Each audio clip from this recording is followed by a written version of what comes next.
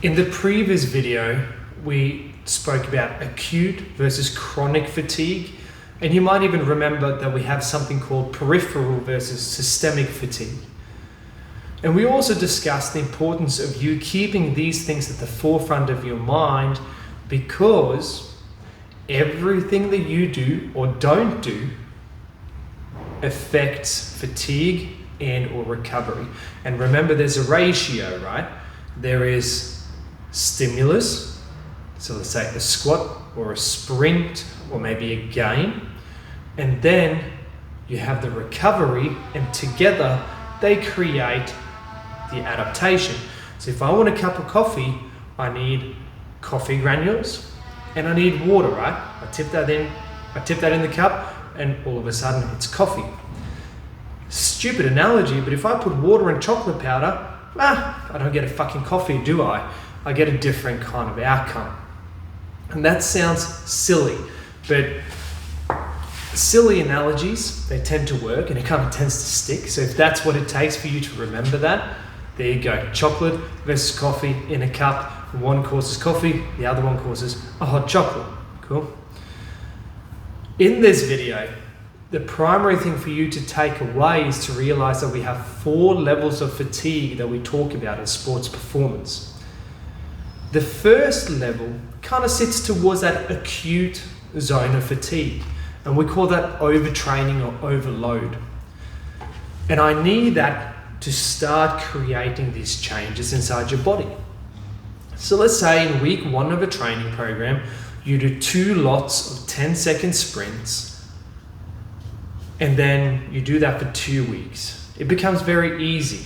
For you to progress, I need to overload that. So maybe I do 3 10-second sprints instead of 2-second sprints.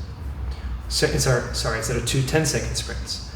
Or I could keep it at 2 10-second sprints, and maybe I rest just a little bit less. It's still overtraining or overload. So I need that for you to change. And that's the thing that needs to be carefully calculated. I'm not going to fucking go complete hammer and change everything and go double every single week. That's not how things work. Because what we get when we get that acute fatigue controlled over time is the second level of fatigue. And we call that functional overreaching or functional overtraining. What that means is that the word functional here means that we get the adaptation that we want. We're not just fucking around, and we're not doing too much or too little. We're getting just that little bit of progress that we want. Sometimes that means that we need to back off on purpose because you're feeling pretty tired and that wasn't planned for, because maybe you've had a child or something similar and all of a sudden you're not actually sleeping, you know what I mean? So we need to auto-regulate that, because the human body is very dynamic in its nature. It's very crazy to think that some people believe that we can only just work everything off by numbers, that we're a mathematical formula. That's true on paper, but that's not how it works in practicality. So when we do this over time, we get the results that we want. But if we keep pushing just that little bit too much for a little bit too long, which I'll guarantee you we've all fucking done, we reach a state of non-functional overtraining or overload.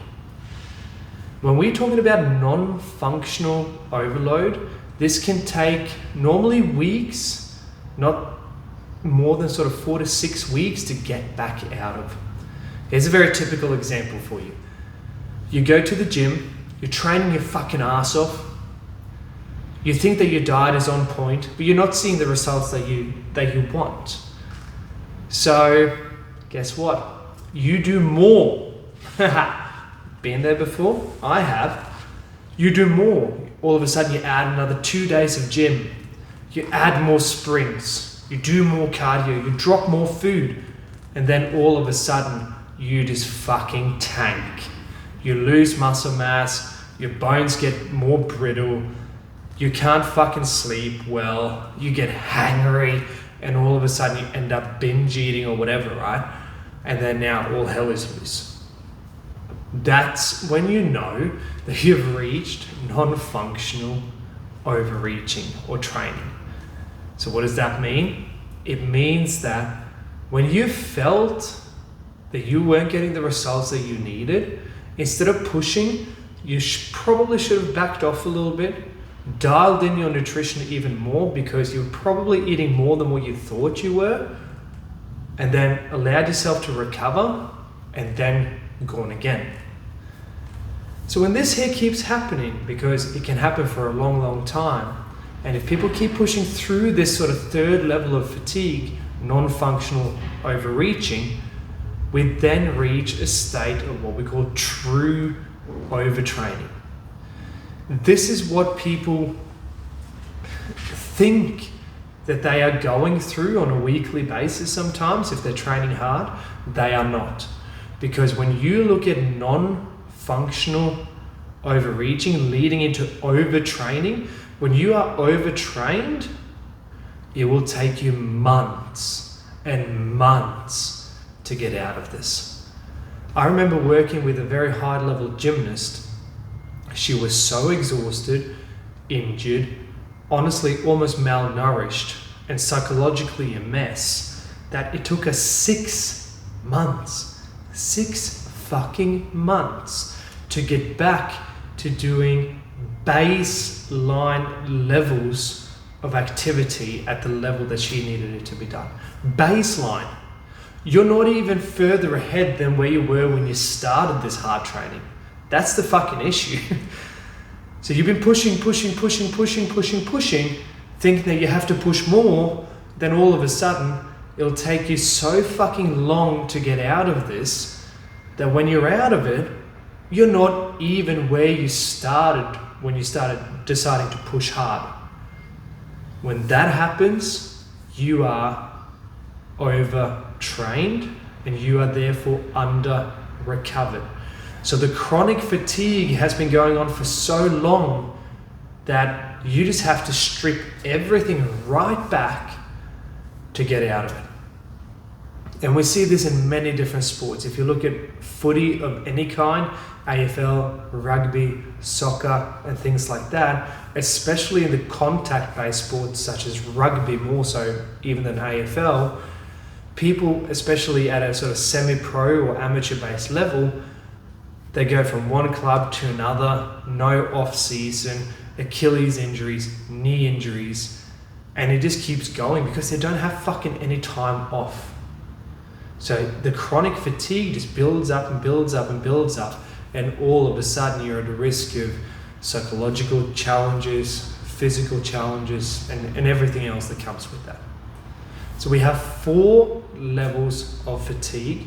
Level 1 is acute fatigue related, which is overload or overreaching. Some people call that overtraining, but it's not true overtraining because that's our 4th level.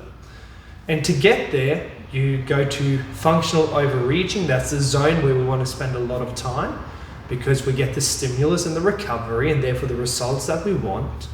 And then if you push that a little bit too hard, you go into non-functional overreaching, which can take you weeks to months to get out of. And then you have the true overtraining, which takes months and months and months to get out of.